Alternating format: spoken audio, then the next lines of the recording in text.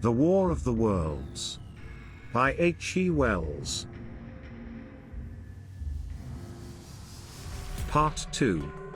Chapter 9? Wreckage.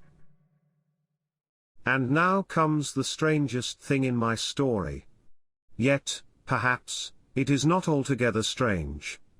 I remember, clearly and coldly and vividly, all that I did that day until the time that I stood weeping and praising God upon the summit of Primrose Hill. And then I forget. Of the next 3 days I know nothing. I have learned since that, so far from my being the first discoverer of the Martian overthrow, several such wanderers as myself had already discovered this on the previous night. One man, the first, had gone to St. Martin's-le-Grand, and, while I sheltered in the cabman's hut, had contrived to telegraph to Paris. Thence the joyful news had flashed all over the world. 1,000 cities, chilled by ghastly apprehensions, suddenly flashed into frantic illuminations. They knew of it in Dublin, Edinburgh, Manchester, Birmingham, at the time when I stood upon the verge of the pit. Already men, weeping with joy, as I have heard, shouting and staying their work to shake hands and shout, were making up trains, even as near as Crewe, to descend upon London. The church bells that had ceased a fortnight since suddenly caught the news, until all England was bell-ringing.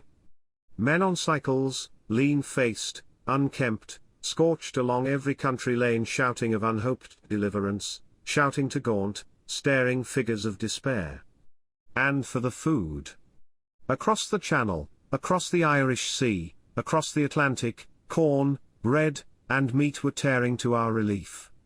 All the shipping in the world seemed going Londonward in those days.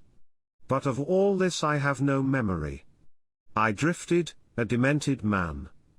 I found myself in a house of kindly people, who had found me on the 3rd day wandering, weeping, and raving through the streets of St. John's Wood. They have told me since that I was singing some insane doggerel about the last man left alive. Hurrah! The last man left alive. Troubled as they were with their own affairs, these people, whose name, much as I would like to express my gratitude to them, I may not even give here, nevertheless cumbered themselves with me, sheltered me, and protected me from myself. Apparently they had learned something of my story from me during the days of my lapse. Very gently, when my mind was assured again, did they break to me what they had learned of the fate of Leatherhead. 2 days after I was imprisoned it had been destroyed, with every soul in it, by a Martian. He had swept it out of existence, as it seemed, without any provocation, as a boy might crush an ant-hill, in the mere wantonness of power. I was a lonely man, and they were very kind to me. I was a lonely man and a sad one, and they bore with me. I remained with them 4 days after my recovery. All that time I felt a growing craving to look once more on whatever remained of the little life that seemed so happy and bright in my past. It was a mere hopeless desire to feast upon my misery. They dissuaded me. They did all they could to divert me from this morbidity. But at last I could resist the impulse no longer, and, promising faithfully to return to them, and parting, as I will confess, from these 4-day friends with tears, I went out again into the streets that had lately been so dark and strange and empty. Already they were busy with returning people, in places even there were shops open, and I saw a drinking fountain running water. I remember how mockingly bright the day seemed as I went back on my melancholy pilgrimage to the little house at Woking, how busy the streets and vivid the moving life about me. So many people were abroad everywhere, busied in 1,000 activities, that it seemed incredible that any great proportion of the population could have been slain.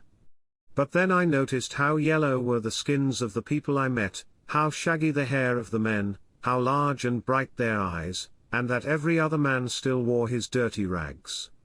Their faces seemed all with one of 2 expressions, a leaping exultation and energy or a grim resolution. Save for the expression of the faces, London seemed a city of tramps. The vestries were indiscriminately distributing bread sent us by the French government. The ribs of the few horses showed dismally. Haggard special constables with white badges stood at the corners of every street.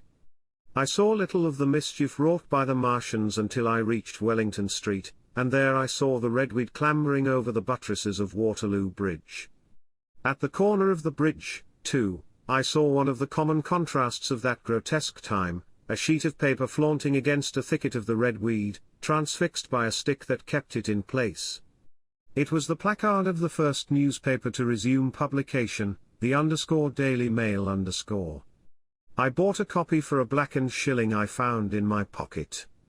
Most of it was in blank, but the solitary compositor who did the thing had amused himself by making a grotesque scheme of advertisement stereo on the back page.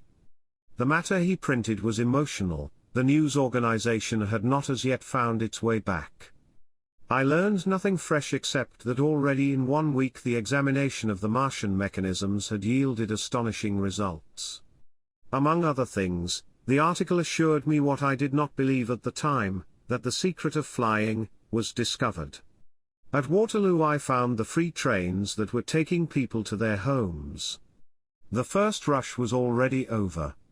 There were few people in the train, and I was in no mood for casual conversation. I got a compartment to myself, and sat with folded arms, looking greyly at the sunlit devastation that flowed past the windows. And just outside the terminus the train jolted over temporary rails, and on either side of the railway the houses were blackened ruins. To Clapham Junction the face of London was grimy with powder of the black smoke, in spite of 2 days of thunderstorms and rain, and at Clapham Junction the line had been wrecked again. There were hundreds of out-of-work clerks and shopmen working side by side with the customary navvies, and we were jolted over a hasty relaying. All down the line from there the aspect of the country was gaunt and unfamiliar. Wimbledon particularly had suffered. Walton, by virtue of its unburned pine woods, seemed the least hurt of any place along the line. The Wandle, the Mole, every little stream, was a heaped mass of red weed, in appearance between butcher's meat and pickled cabbage. The Surrey pine woods were too dry, however, for the festoons of the red climber. Beyond Wimbledon, within sight of the line, in certain nursery grounds, were the heaped masses of earth about the 6th cylinder. A number of people were standing about it, and some sappers were busy in the midst of it. Over it flaunted a Union Jack, flapping cheerfully in the morning breeze. The nursery grounds were everywhere crimson with the weed, a wide expanse of livid color cut with purple shadows, and very painful to the eye. One's gaze went with infinite relief from the scorched greys and sullen reds of the foreground to the blue-green softness of the eastward hills. The line on the London side of Woking Station was still undergoing repair, so I descended at Byfleet Station and took the road to Maybury, past the place where I and the artilleryman had talked to the hussars, and on by the spot where the Martian had appeared to me in the thunderstorm. Here, moved by curiosity, I turned aside to find, among a tangle of red fronds, the warped and broken dog-cart with the whitened bones of the horse, scattered and gnawed. For a time I stood regarding these vestiges.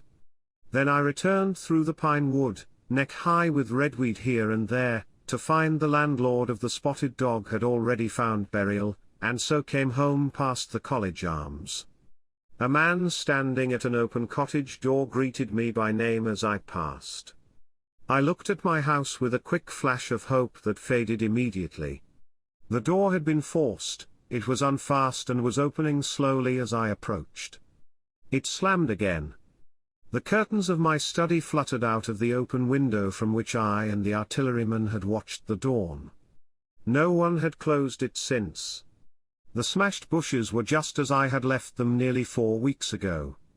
I stumbled into the hall, and the house felt empty. The stair carpet was ruffled and discolored where I had crouched, soaked to the skin from the thunderstorm the night of the catastrophe. Our muddy footsteps I saw still went up the stairs. I followed them to my study, and found lying on my writing table still, with the selenite paper weight upon it, the sheet of work I had left on the afternoon of the opening of the cylinder. For a space I stood reading over my abandoned arguments. It was a paper on the probable development of moral ideas with the development of the civilizing process, and the last sentence was the opening of a prophecy. In about 200 years, I had written, we may expect. The sentence ended abruptly. I remembered my inability to fix my mind that morning, scarcely a month gone by, and how I had broken off to get my _daily chronicle _ from the newsboy. I remembered how I went down to the garden gate as he came along, and how I had listened to his odd story of men from Mars. I came down, and went into the dining room. There were the mutton and the bread, both far gone now in decay, and a beer bottle overturned, just as I and the artilleryman had left them. My home was desolate. I perceived the folly of the faint hope I had cherished so long. And then a strange thing occurred. "It is no use," said a voice. "The house is deserted. No one has been here these 10 days. Do not stay here to torment yourself. No one escaped but you." I was startled. Had I spoken my thought aloud? I turned, and the French window was open behind me. I made a step to it, and stood looking out.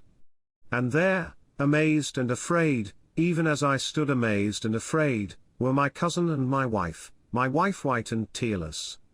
She gave a faint cry. "I came," she said. "I knew."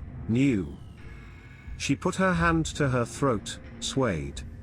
I made a step forward, and caught her in my arms.